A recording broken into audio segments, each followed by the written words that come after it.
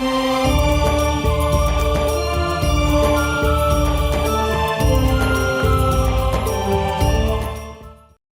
देखिएगा फिर श्रीमद् भगवद गीता जी के अध्याय नंबर 7 के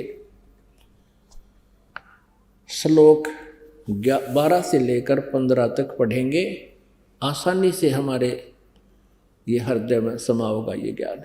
देखिए, श्रीमद् भगवद गीता गीता प्रेस गोरखपुर से प्रकाशित है। जयदयाल गोविंद का इसके अनुवादक है। अध्याय 7 और श्लोक नंबर 12 यहाँ से शुरू होता है। ये 12 है।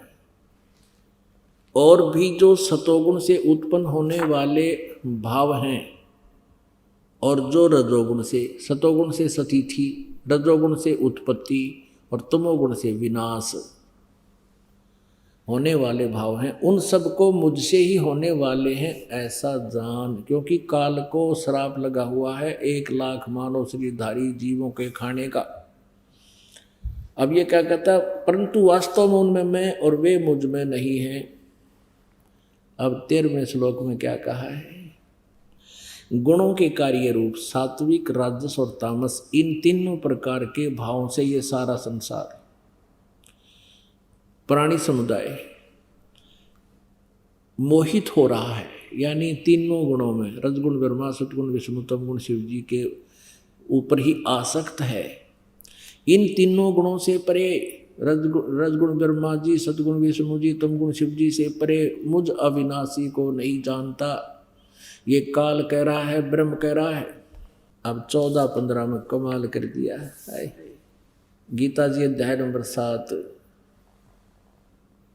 और 14 श्लोक में क्या कहा है, क्योंकि यह अलौकिक अर्थात अति अद्भुत त्रिगुणमयी मेरी माया, रजगुण ब्रह्मा, सतगुण विष्णु, तमगुण शिव जी के द्वारा फैलाया गया जाल, ये बड़ी दुस्तर है, ये बड़ी खतरनाक है।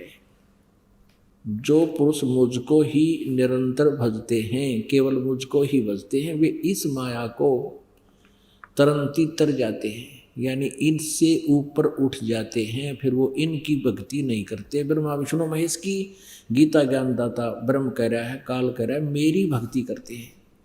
अब यहाँ बताते हैं, वो इनसे ऊपर उठ जाते हैं, जो मुझे भजते हैं, इनसे अच्छा लाभ मिलता है। अब 15वें में कमाल कर दिया गीता ज्ञानदाता ने। इस माया के द्वारा, यानी रजगुण ब्रह्मा, सतगुण विष्णु, तमगुण शिव जी तक जिनकी बुद्धि सेट होगी, इससे आगे कोई सुनने को तैयार नहीं है। इन्हीं से जो लाभ मिल रहा है उसी में ये आरूढ़ हैं। तो कहते हैं जिनका ज्ञान हरा जा चुका है, रजगुण ब्रह्मा विष्णु महेश तक की जो सीमित हैं, इन्हीं पर आसक्त हैं, जिनका ज्ञान इनके द्वारा हरा जा चुका है। रजगुण ब्रह्मा, सतगुण विष्णु, तमगुण शिव जी के जो पुजारी हैं उनके विषय में कहा है, वो असुर स्वभाव को धारण किए हुए मनुष्यों में नीच और दूषित कर्म करने वाले मूर्ख मूढ़ लोग मुझको नहीं भजते। अब फिर पढ़िए, माया के द्वारा, रजगुण ब्रह्मा, सतगुण विष्णु, तमगुण शिव जी के द्वारा जिनका ज्ञान हरा जा चुका है, जो इनसे आगे किसी की भक्ति करना नहीं चाहते, इन्हीं की जो भक्ति करते हैं, असुर स्वभाव को धारण किए हुए मनुष्यों में नीच और दूषित कर्म करने वाले मूढ़ लोग मुझको नहीं भजते। अपनात्मा इस पवित्र सदग्रंथ में कितना निर्णायक ज्ञान दिया है श्रीमद् भगवद गीता जी के अध्याय नंबर 7 के 12 से लेकर 15 श्लोक में। अब 15वें श्लोक में स्पष्ट कर दिया है कि तीनों गुण रूपी, यानी इस त्रिगुणमयी माया द्वारा जिनका ज्ञान हरा जा चुका है, जो इन्हीं की पूजा में आसक्त है, इन्हीं से मिलने वाले क्षणिक लाभ में ये संतुष्ट हैं, किसी और की बात सुनकर भी प्रसन्न नहीं है, राक्षस स्वभाव को धारण किए हुए मनुष्यों में नीच, ये तीनों गुणों के पुजारियों के विषय में गीता जी में लिखा है। दूषित कर्म करने वाले मूर्ख, गीता ज्ञानदाता ब्रह्म काल कह रहा है, मेरी भक्ति भी ना करते ये। अब जैसे रजगुण ब्रह्मा जी की भक्ति की थी, हिरण्यकशिपु ने राक्षस कहलाया, अपने पुत्र का शत्रु बन गया और कुत्ते वाली मौत मारा गया। ऐसे ही तमगुण शिव की पूजा की थी रावण ने, राक्षस कहलाया, ऐसा जुल्म कर दिया, दूषित कर्म, अपनी ही माता को उठा ले गया। यानी भगवान शिव की पूजा करता था। ब्रह्मा जी, विष्णु जी, शिव जी, ये तीनों भाई हैं। बड़ा ब्रह्मा, बीच वाला विष्णु, छोटा शंकर। अब भगवान विष्णु की पत्नी माता हुई, क्योंकि जिसको वो इष्ट मान रहे थे शंकर भगवान को, उसका बड़ा भाई, और रावण पुजारी। ऐसे ही इस तमगुण शिव की पूजा की थी भस्मागिरी ने। भगवान शिव जी के महल के सामने, गेट के सामने, सिर आसन पर, ऊपर ने पैर, नीचे को सिर करके 12 वर्ष खड़ा रहा उल्टा। एक दिन पार्वती जी की प्रेरणा से, प्रार्थना से भगवान शिव ने उस भस्मागिरी से पूछ लिया कि तू क्या चाहता है, मांग, तूने जो मांगना है, मैं तेरे से प्रसन्न हो गया हूं।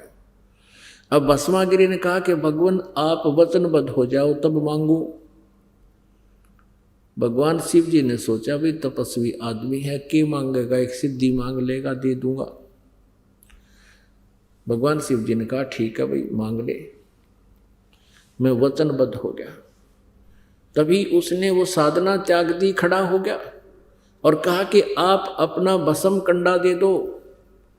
भगवान शिव जी के हाथ में एक कड़ा था, उसमें ऐसा सिद्धि युक्त कर रखा था भगवान शिव जी ने कि जिसके भी सिर के ऊपर वो ऐसे करके भस्म कह दे, वो जल जाता था, नष्ट हो जाता था, भस्म हो जाता था। इस बात का ज्ञान था भस्मागिरी ने।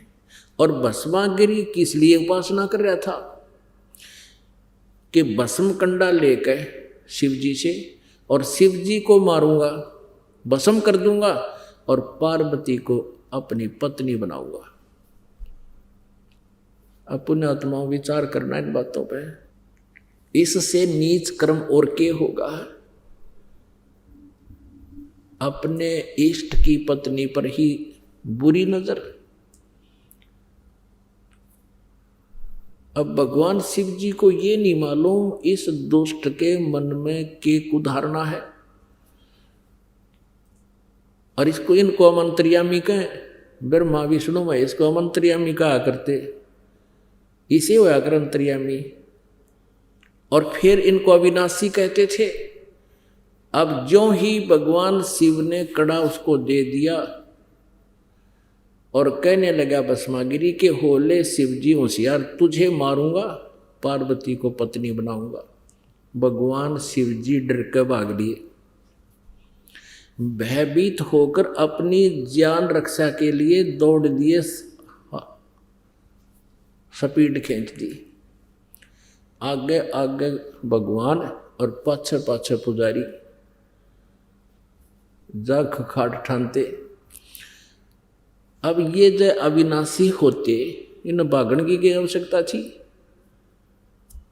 अभी तक इनके विषय में जो ज्ञान इन नकली गुरुओं ने दिया वो कति अज्ञान भर रखा हमारे अंदर।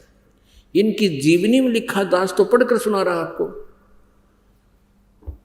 फिर भगवान ने पार्वती रूप बनाया, भस्मागिरी के सामने खड़े हो गए। भस्मागिरी से बोले कि रुक जाओ, अब शिव जी तो तेरे पास आएगा नहीं, उसको तो इतना भय है कि जब तक तेरे पास खड़ा है वो निकट नहीं आएगा।